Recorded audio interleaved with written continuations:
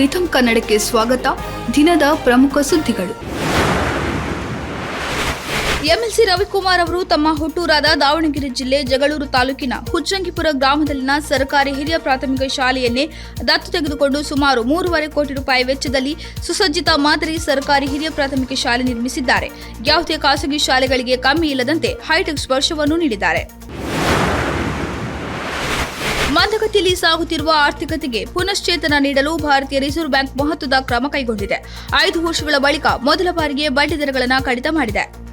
ಹಣಕಾಸು ನೀತಿ ಸಮಿತಿ ಪ್ರಮುಖ ದರವನ್ನು 6.50% 6.25%ಕ್ಕೆ 25 ಬೇಸಿಸ್ ಪಾಯಿಂಟ್ಗಳಷ್ಟು ಕಡಿತಗೊಳಿಸಲು ಸರ್ವಾನುಮತದಿಂದ ನಿರ್ಧರಿಸಿದೆ ಎಂದು ಆರ್ಬಿಐ ಗವರ್ನರ್ ಸಂಜಯ್ ಮಲ್ಹೋತ್ರಾ ತಿಳಿಸಿದ್ದಾರೆ. ಫುಡ್ ಡೆಲಿವರಿ ಪ್ಲಾಟ್ಫಾರ್ಮ್ ಝೊಮ್ಯಾಟೊ ತನ್ನ ಬ್ರ್ಯಾಂಡ್ ನೇಮ್ ಅನ್ನು ಎಟರ್ನಲ್ ಎಂದು ಮರುನಾಮಕರಣ ಮಾಡಿಕೊಂಡಿದೆ. ಹೊಸ ಲೋಗೋ ಕೂಡ ಅನಾವರಣಗೊಳಿಸಿದೆ. ಈಗಾಗಲೇ ಕಳೆದ 2 ವರ್ಷಗಳಿಂದ ಆಂತರಿಕವಾಗಿ ಎಟರ್ನಲ್ ಹೆಸರು ಬಳಕೆಯಲ್ಲಿದೆ. ಇನ್ಮುಂದೆ ಸಂಪೂರ್ಣವಾಗಿ ಹೊಸ ಹೆಸರು ಬಳಸಲಾಗುವುದು. ಮಹಾರಾಷ್ಟ್ರದಲ್ಲಿ ರಾಜ್ಯದ ಒಟ್ಟು ಜನಸಂಖ್ಯೆಗಿಂತ ಹೆಚ್ಚಿನ ಮತದಾರರಿದ್ದಾರೆ ಎಂದು ಕಾಂಗ್ರೆಸ್ ನಾಯಕ ರಾಹುಲ್ ಗಾಂಧಿ ಆರೋಪಿಸಿದ ಹಿನ್ನೆಲೆಯಲ್ಲಿ ಸಂಪೂರ್ಣ ವಾಸ್ತವಾಂಶಗಳೊಂದಿಗೆ ಲಿಖಿತವಾಗಿ ಆರೋಪಕ್ಕೆ ಪ್ರತಿಕ್ರಿಯಿಸುವುದಾಗಿ ಚುನಾವಣಾ ಆಯೋಗ ಶುಕ್ರವಾರ ತಿಳಿಸಿದೆ. ಪತ್ರಿಕಾಗೋಷ್ಠಿಯಲ್ಲಿ ರಾಹುಲ್ ಗಾಂಧಿ ಆರೋಪ ಮಾಡಿದ ಕೂಡಲೇ ಚುನಾವಣಾ ಆಯೋಗ ಎಕ್ಸ್ನಲ್ಲಿ ಪೋಸ್ಟ್ ಮಾಡಿದ್ದು, ರಾಜಕೀಯ ಪಕ್ಷಗಳನ್ನು ಆದ್ಯತೆಯ ಪಾಲುದಾರರು ಎಂದು ಇಸಿಐ ಪರಿಗಣಿಸುತ್ತದೆ. ಸಹಜವಾಗಿ ಮತದಾರರು ಕೂಡ ಪ್ರಧಾನರಾಗಿದ್ದಾರೆ ಮತ್ತು ರಾಜಕೀಯ ಪಕ್ಷಗಳಿಂದ ಬರುವ ಅಭಿಪ್ರಾಯಗಳು, ಸಲಹೆಗಳು ಮತ್ತು ಪ್ರಶ್ನೆಗಳನ್ನು ಆಯೋಗ ಗೌರವಿಸುತ್ತದೆ ಎಂದಿದೆ.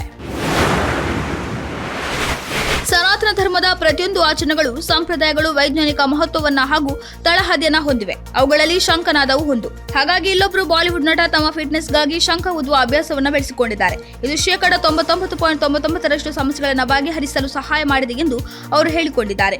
ಈ ಕುರಿತ ವಿಡಿಯೋ ಒಂದು ಇದೀಗ ಸಖತ್ ವೈರಲ್ ಆಗುತ್ತಿದೆ. ಬಾಲಿವುಡ್ ನಟ ಹಾಗೂ ಮಾರ್ಷಲ್ ಆರ್ಟಿಸ್ಟ್ ವಿದ್ಯುತ್ ಜಮ್ವಾಲ್ ತಮ್ಮ ಫಿಟ್ನೆಸ್ಗಾಗಿ ಪ್ರತಿನಿತ್ಯ ಶಂಖವನ್ನ ಊದುವ ಅಭ್ಯಾಸವನ್ನ ಬೆಳೆಸಿಕೊಂಡಿದ್ದಾರಂತೆ. ಅಷ್ಟೇ ಅಲ್ಲದೆ ಇದು 99.99% ಸಮಸ್ಯೆಗಳನ್ನು ಪರಿಹರಿಸಲು ಸಹಾಯ ಮಾಡಿದೆ ಎಂದು ಅವರು ಹೇಳಿಕೊಂಡಿದ್ದಾರೆ. ಇದಾಗಿತ್ತು ಈ ಹೊತ್ತಿನ ಪ್ರಮುಖ ಸುದ್ದಿಗಳು.